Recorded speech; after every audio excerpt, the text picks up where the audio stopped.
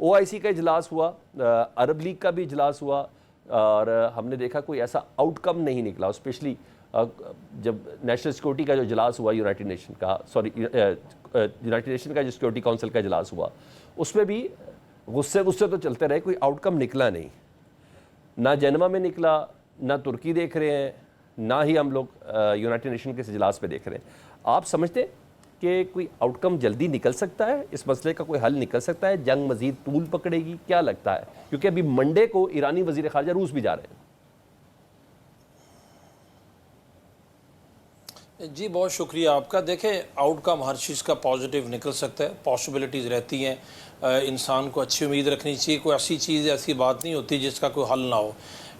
جنگیں شروع بھی ہوتی ہیں, لڑائیاں شروع ہوتی ہیں, اور ہم نے ماضی میں بھی دیکھا کہ اگر بیٹر سینس پرویئر کرے, بیچ میں کچھ میڈیٹرز آئیں, کوئی پریشرز بلڈ اپ ہوں, اور پریشر ڈپلومیٹک پریشر ہی ہوتا ہے, تو اس سے جنگیں رکتی بھی ہیں, تنازعات کا حل بھی ہوتا ہے.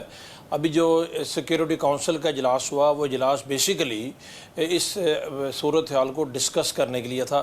اس سے کوئی یہ آؤٹ کم ایکسپیکٹڈ نہیں تھا کہ قرارداد کو منظور کر لی جائے گی. سیکیورٹی کونسل کی کمپوزیشن کا آپ کو پتہ ہے, تو وہاں پر جب ممبرز نے, اسپیشلی جو اس کے نان پرماننٹ ممبر ہیں جن میں پاکستان بھی شامل ہے, انہوں نے بھرپور طریقے سے ایران کی طرف جو اسرائیل کی جارحیت ہے مذمت بھی ہوئی ہے.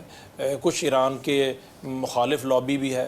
ابھی اسی طریقے سے جو OIC کا اجلاس ہے, یا عرب لیگ کا جو اجلاس ہوا, یہ اجلاس دونوں جو تھے ان کا ہونا بھی ایک امپورٹنٹ ڈیولپمنٹ ہے, کیونکہ ابھی تک بہت سارے لوگ یہی کہتے چلے آئے ہیں کہ مسلمان ممالک تو ایک جگہ اکٹھے بیٹھتے بھی نہیں ہیں, تو ان کے ایک جگہ اکٹھے بیٹھنا, اور پھر ترک صدر کا آپ کو پتہ انہوں نے جو کہا ہے وہ بھی بالکل ٹھیک کہا ہے. تو یہ جو جتنے بھی 2-3 اجلاس جن کی اب بات کر رہے ہیں, ان کا میرے نزدیک پازیٹیو امپیکٹ یہ ہے کہ اس سے ڈیفینیٹلی اسرائیل پہ اور امریکہ پہ بھی پریشر اس چیز کا بڑھے گا, اور آگے چل کے یہ اجلاس ابھی OIC کے سربراہ اجلاس میں برگیڈی صاحب تھوڑی ذرا میں ریئلسٹک اپروچ کے ساتھ چلنا چاہتا ہوں. عرب لیگ جی برگیڈی صاحب, میں تھوڑی میری اپروچ تھوڑی ڈیفرنٹ ہے, مجھے کائنڈلی پلیز انلائٹن کر دیں. تھوڑے میرے سوال ذرا عوامی ہوتے ہیں. یہ عرب لیگ کے اجلاس ہوئے غزہ کے اوپر بھی, یہ اجلاس ہوئے OIC کے بھی, دھیلے کا فرق نہیں پڑا.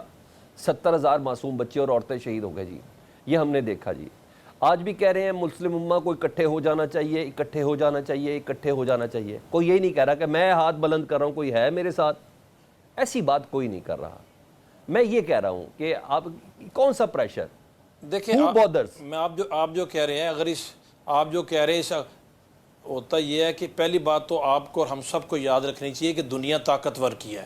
جو طاقتور ہوتا ہے اس کے ساتھ سب کھڑے ہوتے ہیں. 10 مئی کے بعد آپ نے دیکھ لیا کہ کس طریقے سے پاکستان کا دنیا میں بدلتے ہوئے دنوں میں ایک لیڈنگ رول آج نظر آتا ہے. پہلی بات تو یہ ہمیں یاد رکھنی چاہیے. دوسرا, پریشر یا اجلاسوں کے نتیجے میں کوئی یہ نہیں ہوتا کہ کسی کے اوپر کوئی فوج لے کے چڑھ دوڑے, یہ بھی آپشنز نہیں ہوتی. ہم نے ماضی میں شاید ہی کبھی دیکھی ہو.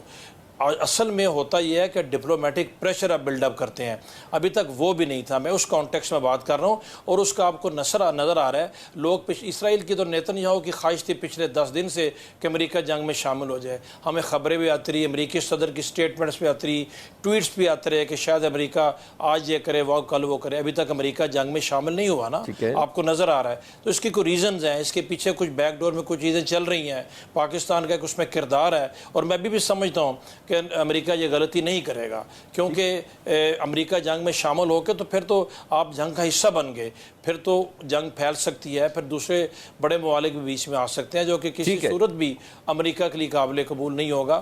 ڈیفینیٹلی ہوتا یہ ہے کہ اس میں جو اوور آل آپ چاہتے ہیں کہ ایران کی جو سچویشن ہے, بیسیکلی جو بون آف کنٹینشن ہے, اس پہ بات چیت ہو. اگر ایرانی فارن منسٹر کا رشیا جا رہے ہیں تو بلاکس بن رہے ہیں نا جی, بلاکس ایکٹیویٹ ہو رہے ہیں.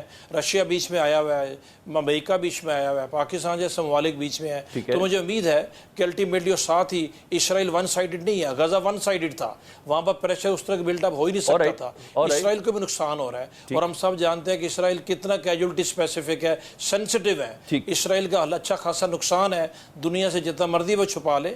تو آگے چل کے مجھے لگتا ہے نیکسٹ ویک آپ کا پوائنٹ اسٹیبلش ہو گیا. I personally feel آپ کو پازیٹیو